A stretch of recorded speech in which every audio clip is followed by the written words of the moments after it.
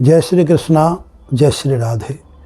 परमपिता परमात्मा आपके जीवन में खुशियों की बहार दे और उन्नति की वर्षा आपके जीवन में हमेशा करते रहे, ऐसी परमात्मा से आपके लिए हम प्रार्थना करते हैं और भगवान आपकी सब मनोकामना पूर्ण करे। आज मैं आपको शरद पूर्णिमा, जो कि हमारे भारतीय सनातन धर्म के आधार पर और कुछ वैज्ञानिक तथ्यों के आधार पर बहुत ही महत्वपूर्ण पर्व और त्यौहार दोनों का समन्वय है। शरद पूर्णिमा का अर्थ क्या होता है?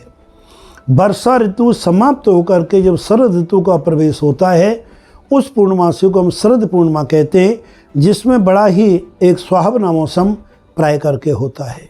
ध्यान रहे, आज ही के दिन शरद पूर्णमासी की रात्रि को परमपिता भगवान श्री कृष्ण ने, जो स्वयं भगवान विष्णु के 16 कला अवतार हैं, उन्होंने असंख्य गोपियों के साथ में महारास किया ब्रजभूमि में, वृंदावन के पावन प्रांगण में, जिसे गोवर्धन की हम लोग तलहटी कहते हैं।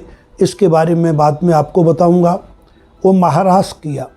महारास का कहकर भगवान कृष्ण ने सबको समन्वय और सबके लिए एक आत्मीयता का संदेश दिया। प्यार की परिभाषा कभी भी एक वासनाओं से नहीं होती है। प्यार की परिभाषा हमेशा एक आत्मीयता से होती है। लव की जो परिभाषा सिर्फ यही है कि unconditional love is the love. पूरे परिवार में, पूरे जगत में, पूरे संसार में एक आत्मीयता की भाव रहे। आज का भाव हमें ये संदेश देता है। और दूसरा, हमारे पौराणिक तथ्यों के आधार पर और हमारे आयुर्वेदिक सिद्धांतों के आधार पर, वैज्ञानिक तथ्यों के आधार पर, सूर्य चंद्रमा जब आमने सामने होते हैं, अर्थात आज के दिन हमारा चंद्रमा जो है वो होता है मेष राशि पर और सूर्य होते हैं तुला राशि पर। दोनों आमने सामने होने पर एक अमृत की बूंद चांदनी में आ जाती है। नीच के सूर्य और आपके मेष के चंद्रमा का संयोग साल में एक ही दिन होता है, तभी शरद पूर्णमासी होती है। शरद पूर्णमासी में थोड़ा सा संदेह आज क्या हो रहा है लोगों को कि उदयात पूर्णिमा कल है, व्रत वाली पूर्णमासी कल होगी 20 तारीख बुधवार को।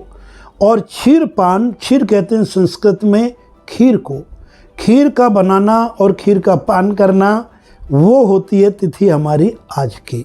तो प्रिय बंधुओं, प्रिय दर्शकों, शरद पूर्णमासी की रात्रि को हम खीर बनाएं। खीर में चूँकि श्वेत तत्व होते हैं और हमारी चंद्रमा की धवल जो श्वेत रोशनी में सफ़ेद चीज़ों के तत्वों को जल्दी ग्रहण करते हैं, उसमें हमारी क्या चीज़ है? अपना दूध है और घी है, चावल है, चीनी है, छिलका हटने के बाद बादाम भी सफ़ेद होता है, काजू इत्यादि तमाम हमारे जो मेवाएँ वो सफ़ेद रूप में उस खीर में डाले जाते हैं। इन समस्त खीर का जो समन्वय है, मेवा आदि से जब तैयार हो जाए, ठंडी होने के बाद इसे रात्रि अपनी छत पर रख दें। संपूर्ण रात्रि रखने पर अत्यंत ज़्यादा उस खीर में अमृत तत्वों का समन्वय होता है। किंतु एक प्रहर का अर्थ माना जाता 3 घंटे रखना आपको परम आवश्यक है। अपनी सुविधा से रात्रि को कभी भी 3 घंटे रखें और उस खीर को रात्रि को ही पान करें या प्रातःकाल पान करें या दोनों समय पान करें, तो आपके शरीर में एक स्फूर्ति, अमृत तत्वों की शक्ति संचालित होगी, आरोग्यता बढ़ेगी, धन धान्य बढ़ेंगे, परिवार में आत्मीयता बढ़ेगी, भगवान श्री कृष्ण की कृपा आप पर बरसेगी, नाना प्रकार की खुशियाँ आपके घर में आएंगी। शरद पूर्णमासी के दिन घी जमाने की परंपरा भारत में रही है। वो भी आपको याद दिला देता हूँ, गाय का घी हो तो अति उत्तम है। अन्यथा जो भी शुद्ध घी जिसको आप प्रयोग में लेते हैं, उस घी में चीनी और अपने काली मिर्च का पाउडर, अन्य जो भी आपके औषधीय तत्व जो आपको चिकित्सक लोग कहते हैं, पोषित आदि अन्य चीज़ मिश्री आदि डालें और उसको बर्तन में रख कर के रात भर उसे रखवाली करें या किसी छींके पे से टांग दें, ताकि कोई जानवर नहीं गिरे, कोई मक्खी मच्छर उसमें प्रवेश ना करे और रात भर रहे। ध्यान रहे, उसमें अमृत के अनेक तत्व इकट्ठे हो जाएंगे। फिर उस घी को 40 दिन तक लगातार सेवन करें तो आपके शरीर में बसने वाली असंख्य बीमारियां, असाध्य बीमारियां स्वतः ही दूर हो जाती हैं।